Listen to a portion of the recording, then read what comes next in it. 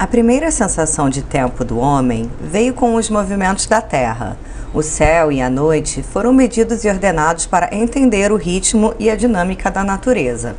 A dualização do tempo, dia e noite, trouxe a dualização do espaço, perto e longe, está perto de chegar à noite, etc. Dessa maneira, podemos perceber que a nossa noção de espaço foi criada a partir da nossa noção de tempo. Por exemplo, o tempo que leva para ir de um lugar ao outro. Essa maneira de entender o tempo de forma linear e progressiva foi o que acabou nos afastando da natureza. Não devemos pensar que devemos voltar a um tempo em que estávamos mais integrados à natureza, pois a ideia de ir e voltar no tempo é apenas uma forma de compreender as coisas. Todas as possibilidades estão no presente, pois só o presente existe.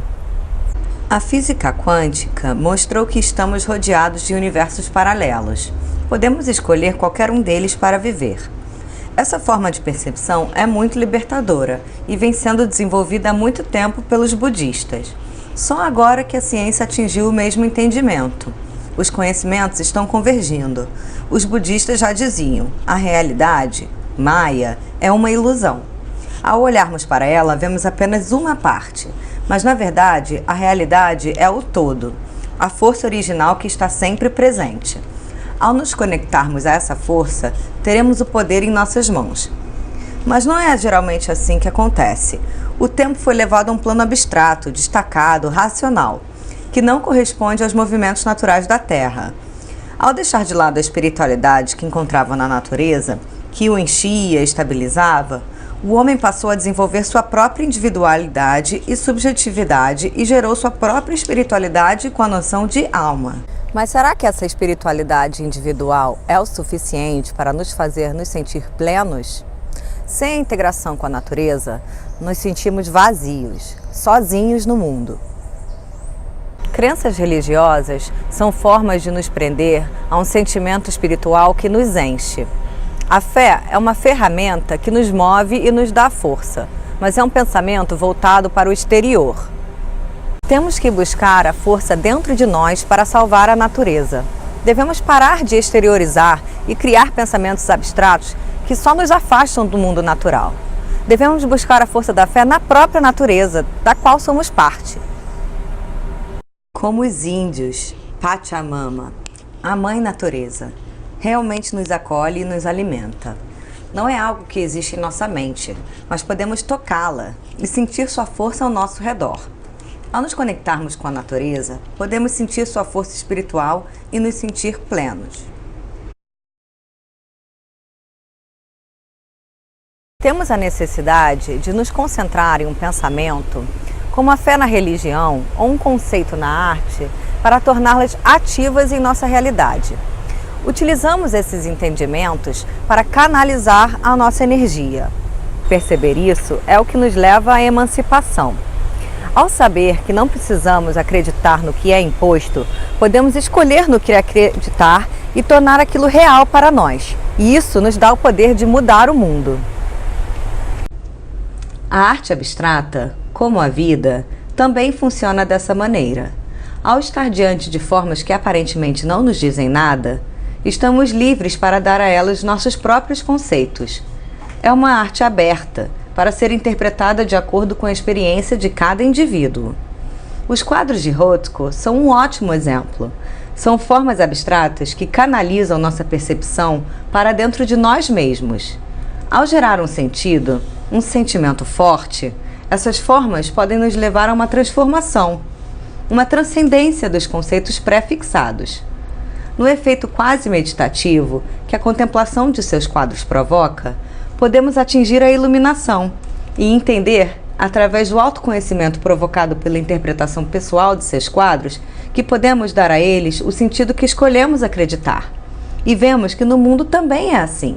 Podemos criar nossa própria realidade a partir do que escolhemos acreditar.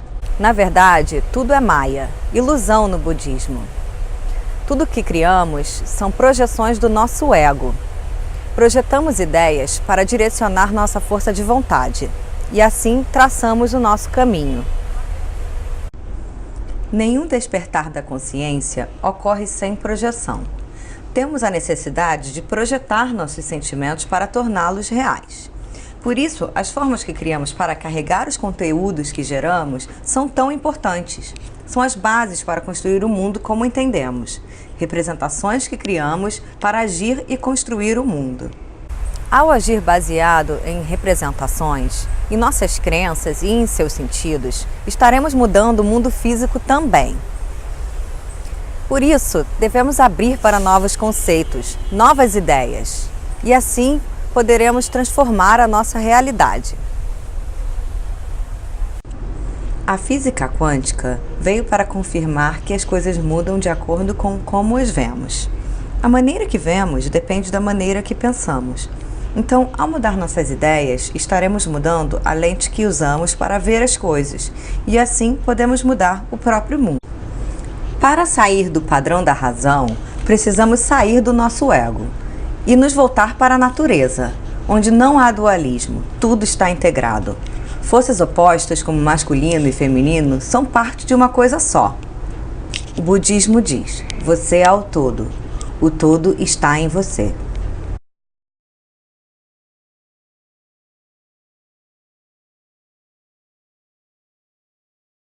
Nos conectar a essa força original, espiritual, todos juntos. Assim podemos mudar o mundo. Quanto mais pessoas pensarem dessa forma, mais potência terá esse pensamento. E assim poderemos reverter o quadro de destruição em que nos encontramos. Instrumentos para criar a realidade.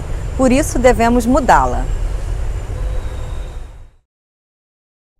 O tempo, projetado e visto cronologicamente, nos levou a um sentimento de ansiedade, de que nunca vamos chegar ao que estamos buscando. Isso devido à abstração, à racionalização que nos separou da natureza. Essa noção abstrata de tempo é um obstáculo para a percepção do universo como atemporal e aperspectival, que pode ser visto por todos os lados e todos os momentos em um só, como no cubismo. Como nos mostra a arte, devemos perceber as coisas por suas qualidades e intensidades. Não devemos separá-las e classificá-las em categorias. Na natureza não é assim. O tempo, por exemplo, é sentido diferentemente por cada pessoa. Tudo depende do contexto em que se encontra para existir de tal forma. As determinações são feitas quando separamos sujeito e objeto, gerando o ego. Mas, na verdade, tudo é uma coisa só. Abstraímos as coisas, separando para analisar através de um processo mental, mas isso acaba distorcendo a nossa experiência do real. A dualidade está em nossa mente. Vemos forças opostas no intuito de entendê-las e ordenar as forças da natureza racionalmente. Einstein é considerado um gênio, pois ele conseguiu ver além dessa dualidade em sua teoria da relatividade. Superou o dualismo de espaço e tempo ao apresentá-los como um espaço-tempo contínuo, onde energia e matéria são manifestações diferentes da mesma coisa. Tudo é energia, frequências, intensidades. Não podem ser abstraídas ou separadas. Existem em conjunto, onde tudo se mostra de uma maneira, dependendo do contexto e do olhar do observador, como demonstrou a física quântica. A ciência demorou para chegar no ponto em que nos encontramos hoje, onde percebemos que tudo é uma coisa só. O pensamento oriental antigo já tinha chegado nesse ponto.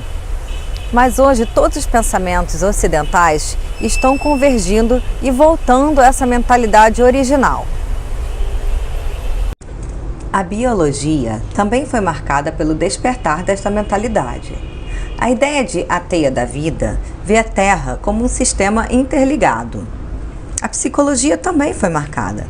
Depois da anunciada morte de Deus pela filosofia, passamos a olhar para dentro do sujeito e vimos que tudo depende de como vemos as coisas. Até a ideia de tempo foi questionada com a teoria dos arquétipos de Jung, que aparecem de um inconsciente onde espaço e tempo não existem. A filosofia também passou do sistema analítico da ontologia, que chegou ao seu ponto máximo ao colocar o sujeito no existencialismo vazio de pensadores como Heidegger, e que transformou no fenomenalismo, onde o sujeito determina a existência das coisas, inaugurando assim um entendimento pessoal, mais subjetivo, preocupado com a essência das coisas e sua relação com o homem. De acordo com esse pensamento, as coisas dependem do sujeito para serem compreendidas. Assim, a filosofia passou de uma forma perspectival, objetiva, para uma forma mais integrada, mais aberta. O pensamento analítico foi superado pelo espiritual, integral, onde os valores passaram a ser determinados pelas intensidades geradas na experiência de cada indivíduo. Nesse tipo de pensamento, não existem tendências ideológicas a serem seguidas. O objeto se torna essência e depende da nossa experiência para se concretizar. Assim vemos que a verdade não vem pré-estabelecida, é construída por nós ao longo do caminho. Da mesma forma que a natureza segue uma ordem rumo à evolução, a nossa consciência também segue uma ordem de acordo com a nossa percepção, traçando o nosso caminho. Por isso devemos perceber as coisas de forma positiva.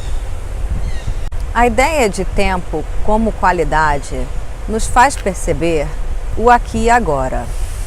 O presente é a única realidade que existe, pois passado e futuro são apenas projeções mentais.